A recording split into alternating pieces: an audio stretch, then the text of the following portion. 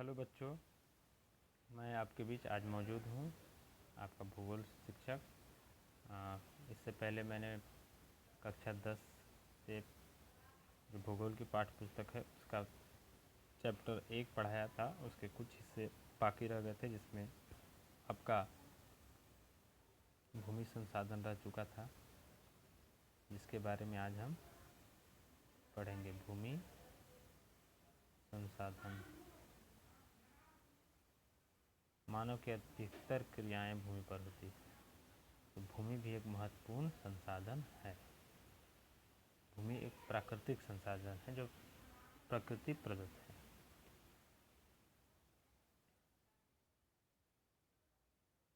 हम भूमि पर रहते हैं, इस पर अनेक आर्थिक क्रियाकलाप करते हैं और विभिन्न रूपों में इसका उपयोग करते हैं। अतः भूमि एक महत्वपूर्ण प्राकृतिक संसाधन है। प्राकृतिक वनस्पति, वन्य जीव, मानव जीवन, आर्थिक क्रियाएं, परिवहन तथा संचार व्यवस्थाएं भूमि पर ही आधारित हैं। परंतु भूमि एक सीमित संसाधन है, इसलिए उपलब्ध भूमि का विभिन्न उद्देश्यों के लिए उपयोग सावधानी और योजनाबद्ध तरीके से किया जाना चाहिए। क्योंकि आप इस फिगर में देख सकते हैं, भारत में भूमि का जो बंटवारा है उस प्रकार है।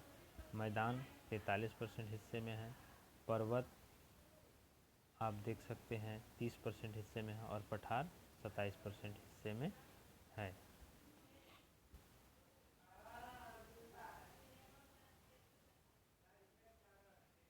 उसके बाद हम आपको ले चलते हैं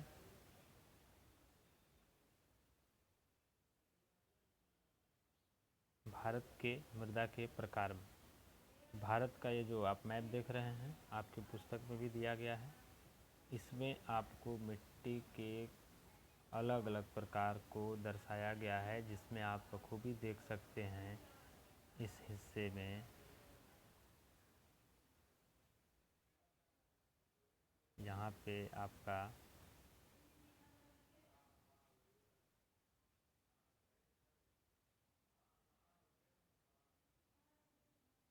पे आपका दर्शाया गया है। जो ऊपर में ग्रीन वाला वो पर्वतीय और वनीय मिट्टी है।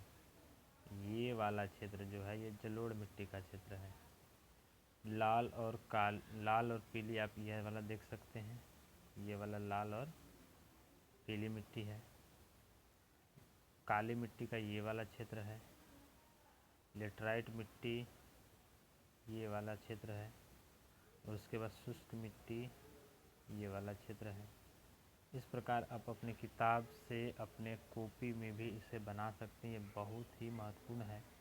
आप मृदा के मुख्य प्रकार को भली भांति जान जाएंगे कि कौन सी मिट्टी किस क्षेत्र में है।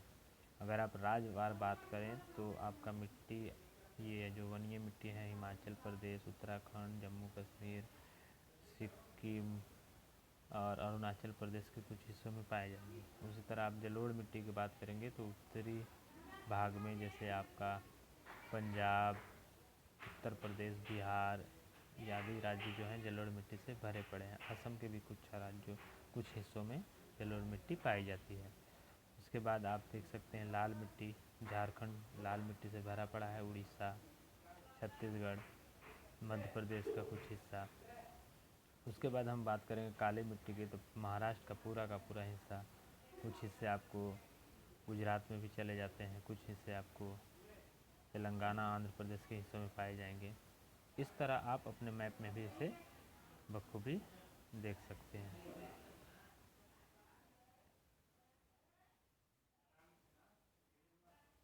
अब हम बात करेंगे कुछ मिट्टियों के विशेष प्रकार से, कौन सी मिट्टी कितनी इम्पोर्टेंट है। आप जलोढ़ मिट्टी को ले सकते हैं। जलोढ़ मिट्टी यह मृदा विस्तृत रूप से फैली हुई है और यह देश की महत्वपूर्ण मिट्टी है। वास्तव में संपूर्ण उत्तरी मैदान, जो उत्तरी हिस्सा है भारत का ऊपर वाला हिस्सा, जलोढ़ से बना है। यह मिट्टी हिमालय के 3 महत्वपूर्ण नदियों से नदी तंत्रों से बनाई जाती, उनके निक्षेपों द्वारा बनाई गई। एक संकरे गलियारे के द्वारा ये मिट्टी राजस्थान और गुजरात तक फैली है। पूर्वी तटीय मैदान, विशेषकर महानदी, गोदावरी, कृष्णा और कावेरी नदियों के डेल्टे भी जलोढ़ मिट्टी से बने हैं। जलोढ़ मिट्टी में रेत, सिल्ट और मृत्तिका के विभिन्न अनुपात पाए जाते हैं। जैसे हम नदी के मुहाने से घाटी की ओर बढ़ते हैं तो मृदा के कणों का आकार बढ़ता जाता है।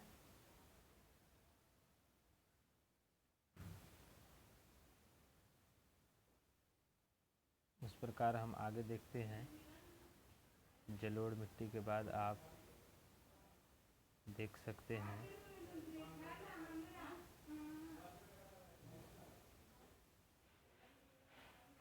लेटराइट मिट्टी। लेटराइट शब्द ग्रीक भाषा के शब्द लेटर से बना है। इसका अर्थ है ईंट। लेटराइट मृदा का निर्माण उष्णकटिबंधीय तथा उपोष्णकटिबंधीय जलवायु क्षेत्रों में आर्द्र तथा शुष्क ऋतुओं के एक के बाद एक आने के कारण होता है। यह भारी वर्षा से अत्यधिक निक्षालन का परिणाम है। लेटराइट मृदा अधिकतर गहरी तथा अम्लीय होती है। इसमें सामान्यतः पौधों के पोषक तत्वों की कमी होती है। यह अधिकतर दक्षिणी राज्यों जैसे महाराष्ट्र के पश्चिमी घाटों, उड़ीसा, पश्चिम बंगाल के कुछ भागों तथा उत्तर पूर्वी प्रदेश में पाई जाती है। जहाँ इस मिट्टी में पर्णपाती और सदाबहार वन मिलते हैं, वहाँ इसमें ह्यूमस पर्याप्त रूप में पाया जाता है। लेकिन विरल वनस्पति और अर्ध शुष्क पर्यावरण में इसमें ह्यूमस की मात्रा में कमी आती है।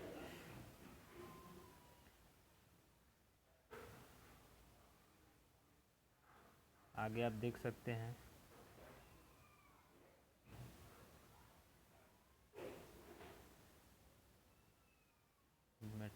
जलोढ़ के बाद मैंने आपको लेटराइट मिट्टी बताया। उसके बाद आप देख सकते हैं मरुस्थलीय मिट्टी, जिसका रंग लाल और भूरा होता है। यह मृदा आमतौर पर रेतीली और लवणीय होती है। कुछ क्षेत्रों में नमक की मात्रा इतनी अधिक हो जाती है कि झीलों से जल वाष्पीकृत करके खाने का नमक भी बना लिया जाता है। शुष्क जलवायु और उच्च तापमान के कारण जल वाष्पन दर अधिक है और मृदा में ह्यूमस और नमी की मात्रा कम होती है। यह मिट्टी अधिकतर राजस्थान और गुजरात के शुष्क भागों में पाई जाती है।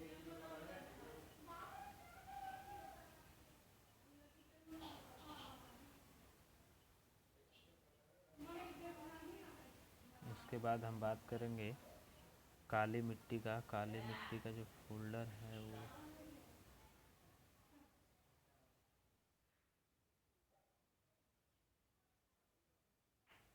जलोढ़ काली मिट्टी।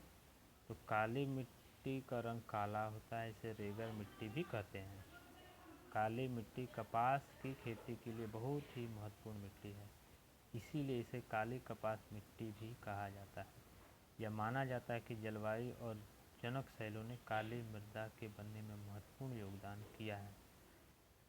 यह अधिकतर दक्कन पठार बेसाल्ट वाले क्षेत्रों में पाया जाता है, जिनमें महाराष्ट्र, गुजरात, तमिलनाडु, राजस्थान, उसके अगल बगल के जो छोटे मोटे राज्य, लेकिन मुख्य रूप से आप कह सकते हैं कि यह महाराष्ट्र में फैली हुई है। यह मिट्टी कपास के लिए बहुत ही लाभकारी मिट्टी है। सबसे ज़रूरी चीज़, मैंने कुछ महत्वपूर्ण मिट्टी के बारे में आपको बताया। और भूमि जिस प्रकार से भूमि का अपरदन हो रहा है वो भी सोचने वाली विषय है। भूमि एक ऐसा संसाधन है जिसका उपयोग हमारे पूर्वज करते आए हैं और भावी पीढ़ी भी इस भूमि का उपयोग करेगी। अतएव हमें भूमि का अपरदन कैसे होता है? पानी के बहाव से, हमारे क्रियाकलापों से।